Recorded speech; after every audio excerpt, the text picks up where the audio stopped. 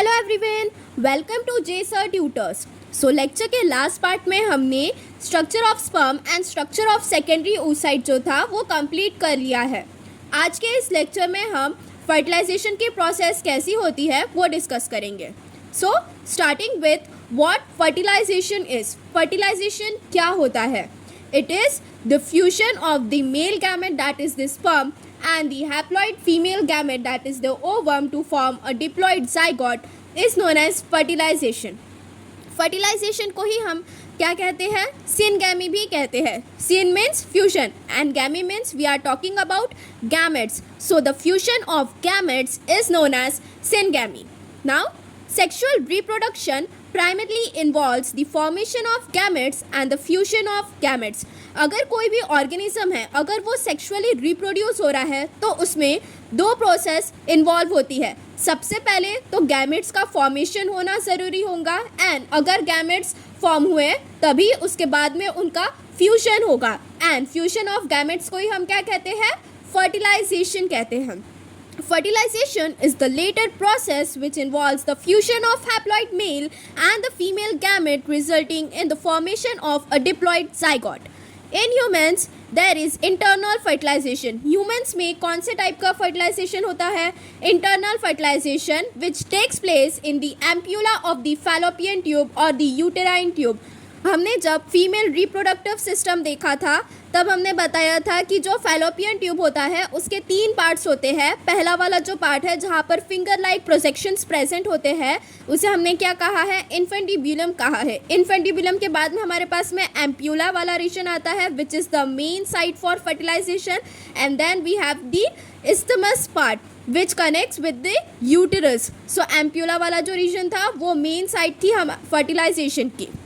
Next, fertilized egg or zygote will develop into an embryo and this process occurs within the uterus. Then उसके बाद में जो fertilized egg या फिर जो fusion of male and female gamete होता है उसके बाद में zygote का formation होता है and then zygote से embryo का formation होता है। तो ये जो embryo की development की जो पूरी process होती है ये फिर कहाँ पर होंगी? यूटेरस में होगी। ठीक है। Next is mechanism of fertilisation. अब ये जो फर्टिलाइजेशन के मैकेनिज्म है वो भी तीन स्टेप्स में इन्वॉल्व होती है। सबसे पहली कौन सी है? Movement of sperm towards the egg, second is the entry of sperm into the egg and third one is the activation of the ovum. So now the first step is the movement of sperm towards the egg. अब सबसे पहले क्या होता है कि millions of sperms जो होते हैं वो वजाइना को रीच करने का ट्राई करते हैं at the time of copulation.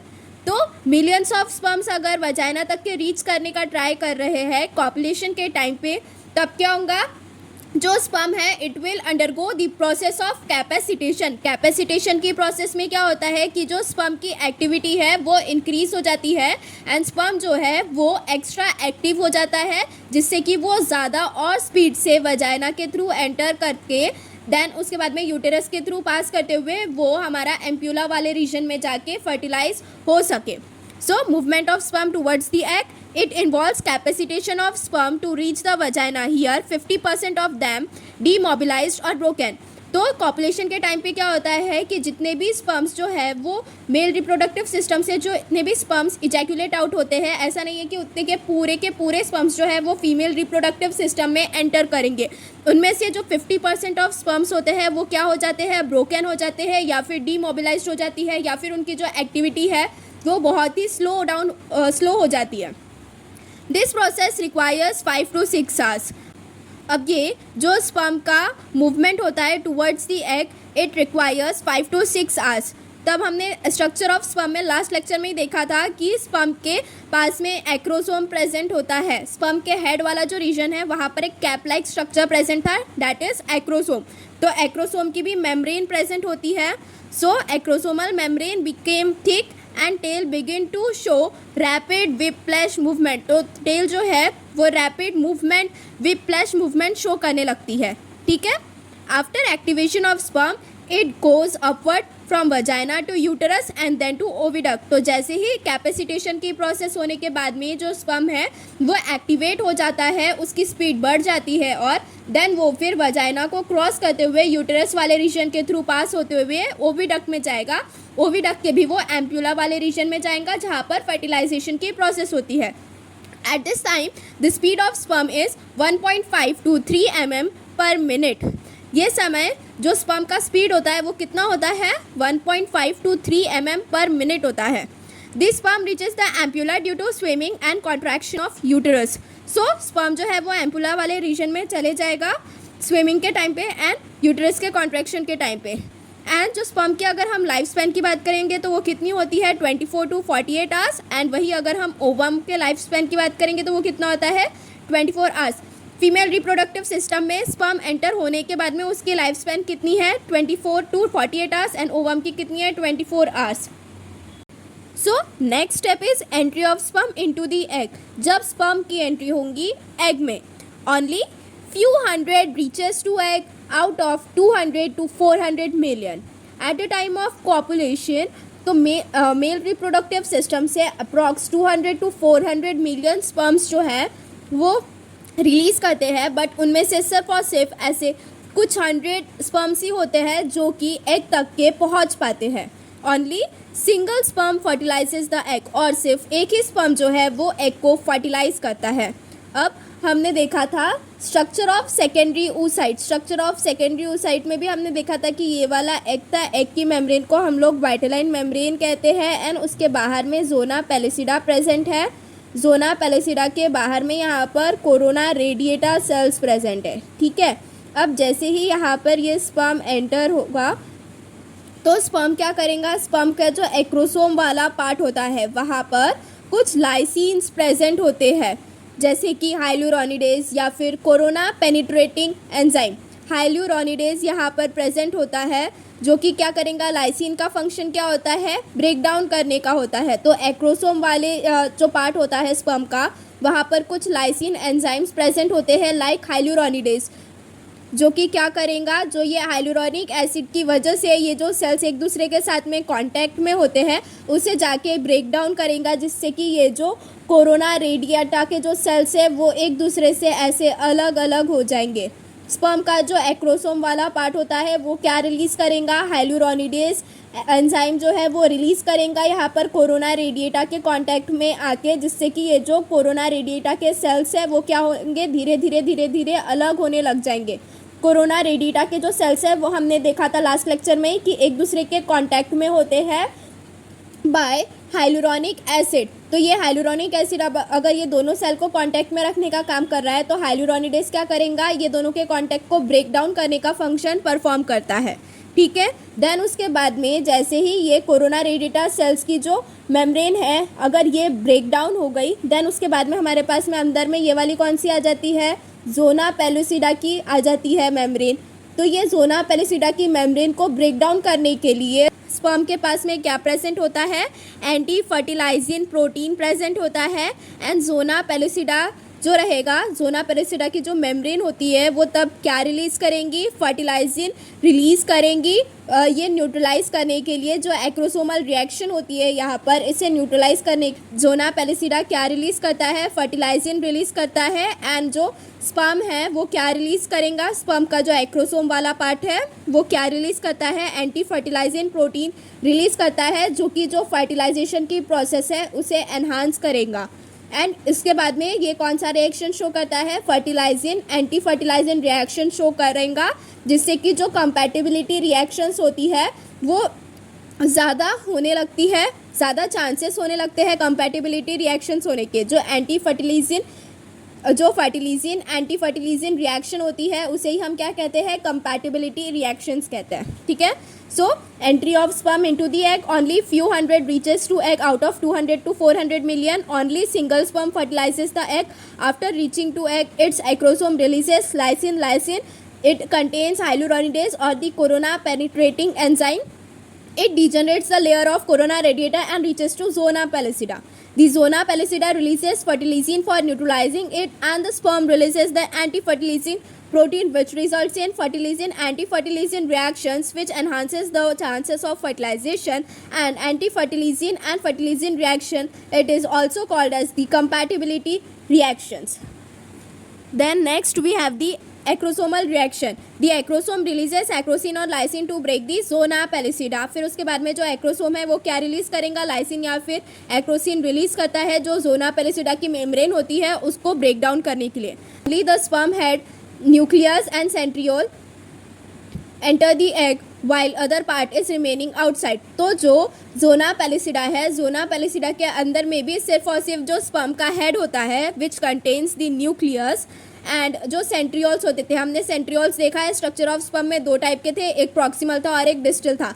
तो ये जो दोनों सेंट्रियोल्स होते हैं, proximal and distal centrioles including nucleus, ये कहाँ पर एंटर करेंगे, एग में एंटर करेंगे एंड बाकी का जितना भी बचा हुआ पार्ट रहता है स्पर्म का वो बाहर ही रह जाता है। The perivitelline space is created by deactivating receptors of zona pellicida for avoiding polyspermy। फिर उसके बाद में ये जो पेरिवेटालाइन स्पेस है वो फर्दर ये अगर कोई भी एक स्पर्म का जो हेड न्यूक्लियस और सेंट्रियोल्स अगर एग के अंदर एंटर हो गए देन उसके बाद में फर्दर ये जो पेरिवेटालाइन स्पेस है वो क्रिएट हो जाएंगी एंड जो जोना पेलिसिडा के रिसेप्टर्स है उन्हें डीएक्टिवेट कर देंगे जिससे कि जो पॉलीस्पर्मी की प्रोसेस होती है वो अवॉइड हो। ठीक है, सो next step we have is the activation of the ovum during or before fertilization having in state of metaphase 2। So before fertilisation के पहले जो ओवम रहता है वो कौन से स्टेट में होता है, मेटाफेज 2 के स्टेट में होता है। After entry of head of sperm through vitelline membrane it completed its meiosis 2। So जैसे ही स्पर्म का जो हेड है वो वाइटलाइन मेम्ब्रेन के अंदर में एंटर करेगा, अगर जैसे ही मतलब वाइटलाइन मेम्ब्रेन क्या है, जो एग थी उसकी जो मेम्ब्रेन होती है, जैसे ही स्पर्म जो है वो एग मेम्ब्रेन के अंदर में एंटर होगा वैसे ही ये जो ओवम होता है वो क्या करेगा, उसका मियोसिस 2 कंप्लीट कर लेगा। At this stage it becomes the true egg और द ओवम। तब ये वाले स्टेज में क्या होता है कि वो जो सेकेंडरी ओसाइट है वो फिर कम्प्लीटली एक ट्रू एग या फिर ओवम में डेवलप हो जाता है। It includes the fusion of egg and the sperm, the covering of the male and the female pronuclei degenerate, allowing the chromosomal pairing।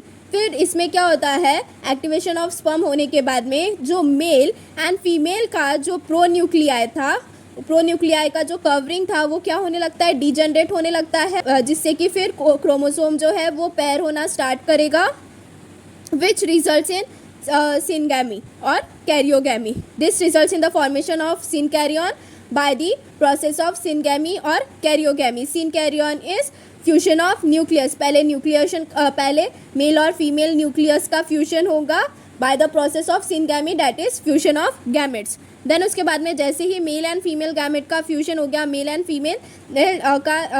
Female जो न्यूक्लियाई है उनका फ्यूजन हो गया, देन उसके बाद में हमारे पास में क्या फॉर्म हो गया, जाइगोट फॉर्म हुआ एंड देन जाइगोट का फिर डिवीजन होता है, हमारे पास में उसके क्लीवेज होंगे, देन वो ब्लास्टोमियर का फॉर्मेशन करेंगे, फिर जाइगोट से हमारे पास में एम्ब्रियो का डेवलपमेंट होगा धीरे धीरे यूटेरस में। ठीक है, सो यहाँ पर ये हमने अभी जो मैकेनिज्म था फर्टिलाइजेशन का वो डिस्कस कर लिया है। तो सबसे पहले क्या होगा, मूवमेंट ऑफ स्पर्म होगा टुवर्ड्स दी एग, नेक्स्ट क्या होगा, एंट्री ऑफ स्पर्म होगा into the egg and last step कौन सी हमारी एक्टिवेशन ऑफ ओवम वाली थी। ठीक है, सो यहाँ पर जो नोट्स में मैंने हर एक लाइन लिखी है वो टेक्स्ट बुक से ही कवर की हुई है। सो अगर आपको नोट्स के हेल्प से पढ़ना है देन नोट्स डाउनलोड करने की लिंक नीचे डिस्क्रिप्शन बॉक्स में दी हुई है। Now moving forward towards the significance of fertilisation. So complete maturation of ovum takes place. अगर फर्टिलाइजेशन की प्रोसेस हो रही है तभी जो ओवम है उसका कंप्लीट मैचुरेशन हो रहा है।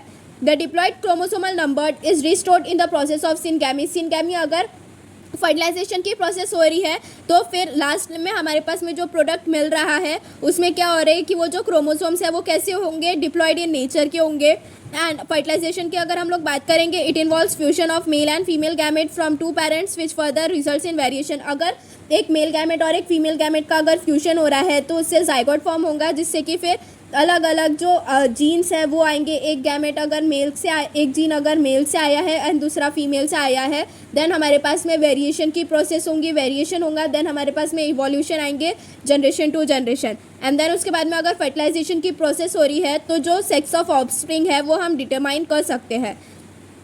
Sex of offspring is determined. Significance of fertilization: complete maturation of ovum takes place. The diploid chromosomal number is restored in the process of syngamy.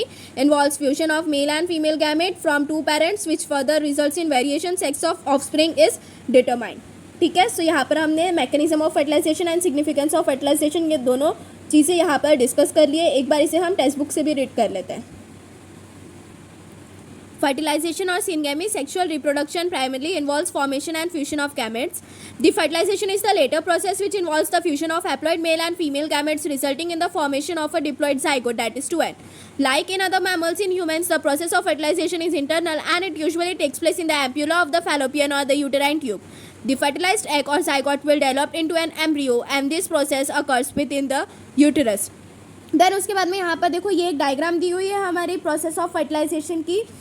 यहाँ पर देखो सबसे पहले क्या होगा, after the sperm penetrates the secondary oocyte, the oocyte completes meiosis two forming the ovum and the second polar body. तो जैसे ही जो स्पर्म है वो वाइटलाइन मेम्ब्रेन ऑफ एग के पास में आएगा, वहाँ से एंटर करने के लिए ट्राई करेगा, तब क्या होगा कि जो सेकेंडरी oocyte है वो किस में कन्वर्ट हो जाएगा, ओवम और सेकेंड पोलर बॉडी में कन्वर्ट हो जाएगा by completing the meiosis two sperm and ovum nuclei swell forming the pronuclei. And then उसके बाद में क्या होता है कि जो स्पर्म और ओवम का न्यूक्लियाई है वो एक दूसरे के साथ में कांटेक्ट में आएंगे, स्वेल होंगे एंड प्रो न्यूक्लियाई का फॉर्मेशन करेंगे। Then pronuclei approach each other and mitotic spindle forms between them. Then उसके बाद में जो प्रो न्यूक्लियाई फॉर्म हुआ है वो क्या करेंगे, धीरे धीरे एक दूसरे के पास में अप्रोच करेंगे, माइटोटिक स्पिंडल का फॉर्मेशन करेंगे। एंड देन उसके बाद में ये जो क्रोमोसोम्स होते हैं दोनों प्रो न्यूक्लियाई के वो क्या करेंगे, इंटरमिक्स होने लग जाएंगे, जिससे कि फर्टिलाइजेशन की प्रोसेस होंगी एंड हमें वेरिएशन मिलेगा ऑफ स्प्रिंग्स में। ठीक है। Next we have is mechanism of fertilisation. The semen release during ejaculation has sperms and some secretions. The coagulated semen now undergoes liquefaction and sperm becomes active. The mechanism of fertilization is as follows. A. The movement of sperm towards the egg. It involves capacitation of sperm reaching the vagina. Here, as many as 50% are demotilized, broken or destroyed. Remaining sperms undergo capacitation. This process requires 5 to 6 hours. Acrosome membrane becomes thin. Calcium enters the sperm and their tail begins to show rapid whiplash movement. As a result of capacitation, sperm becomes extra active and begin to start moving upward from vagina to uterus and then to the oviduct. The prostaglandins activate the sperm. The vestibular secretions of the female also enhances the sperm motility. जो vestibular secretions होते हैं female के वो क्या करेंगे, जो sperm की motility होती है उन्हें enhance करते हैं. The sperm swim at an average speed of 1.5 to 3 mm per minute. Sperm reach up to the ampulla as a result of their own swimming and partly by contraction of uterus and fallopian tubes, stimulated by the oxytocin of the female. After capacitation, the sperm may reach ampulla within the 5 minutes. Capacitation की जो process होती है वो होने के बाद में जो स्पर्म है वो एम्पुला वाले रीजन तक के पहुंच जाएगा within 5 minutes.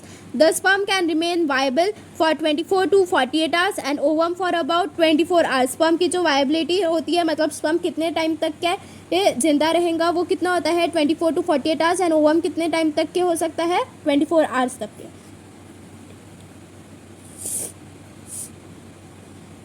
Next is entry of sperm into the egg. Out of 200 to 400 million sperms, only few hundred manage to reach the ampulla. Though many sperms reach the ampulla, but only a single sperm fertilizes the egg. A sperm, after reaching the egg or ovum, comes to lie against it. Its acrosome releases lysins, that is hyaluronidase, and corona-penetrating enzymes. They separate and dissolve the cells of corona radiata, so the sperm head passes through the zona pellucida of the egg. The zona pellucida has fertilizing receptor proteins, that is ZP3 and ZP2. The fertilizing binds to the specific acid protein antifertilizing of the sperm. It brings about the attraction of the sperm to the egg to enhance fertilization. Fertilizing and anti-fertilizing interaction is species specific. Thus the fertilizing anti-fertilizing reaction, it is also known as compatibility reaction. So यहाँ पर आपसे give the reason के लिए भी ऐसे पूछ सकते हैं कि why anti-fertilizing and fertilizing reaction is also known as compatibility reaction, because the fertilizing anti-fertilization reaction is species specific. Next we have the acrosome reaction. As the sperm head touches the zona pellucida in the animal pole region, its acrosome covering ruptures to release lytic enzyme acrosin or zona lysin. They act on the zona pellucida at the point of contact. This causes egg reaction. A small fertilization cone or cone of reception is formed on the egg membrane. The sperm head comes in contact within this cone. It results in production of a weak wave of depolarization. Plasma membrane of both the cell dissolve at the point of contact. The sperm nucleus and the centrioles enter the egg while other parts remain outside. As soon as the sperm head touches the vitelline membrane, a cortical reaction gets activated, changing the vitelline membrane into a fertilization membrane by deactivating the sperm receptors of zona pellucida. A distinct perivitelline space is created around the fertilization membrane. This prevents any further entry of other sperms into the egg, that is polyspermy is avoided. Then the last step we have is the activation of the ovum. The ovum before fertilization was at metaphase 2 stage. With the contact of sperm head to the vitelline membrane of egg, it gets activated to resume and completes its meiosis too. With this, it gives out the second polar body. Germinal vesicle organizes into the female pronucleus. At this stage, it is the true ovum or the egg. The fusion of egg and the sperm. The covering of male and female pronuclei degenerate, allowing the chromosomal pairing. This results in the formation of a synkaryon by the process called syngamy or karyogamy. The zygote is thus formed. The proximal centriole received from the sperm helps in formation of the synkaryon spindle and cleavage of cell into the two blastomeres. So यहाँ पर जो points है, जितने भी points दिए हुए हैं text book में, ये सभी के सभी पॉइंट्स हमने नोट्स में भी कवर किए हुए हैं. नोट्स के हेल्प से एक्सप्लेन करने का ट्राई किया हुआ है. तो अगर आपको वीडियो पसंद आ रही है देन प्लीज़ ज़्यादा से ज़्यादा अपने फ्रेंड्स के साथ में शेयर करें. Now the last part we have is the significance of fertilisation.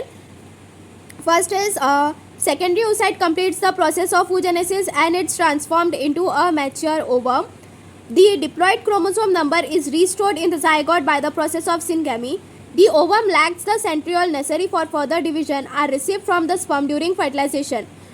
Ovum का जो डिवीजन है उसके लिए सेंट्रियोल्स की बहुत ज़्यादा रिक्वायरमेंट होती थी, जो कि ओवम के पास में प्रेजेंट नहीं होते थे. बट बिकॉज ऑफ फर्टिलाइजेशन ओवम्स जो है वो सेंट्रियोल को रिसीव कर लेते हैं फ्रॉम दी स्पर्म.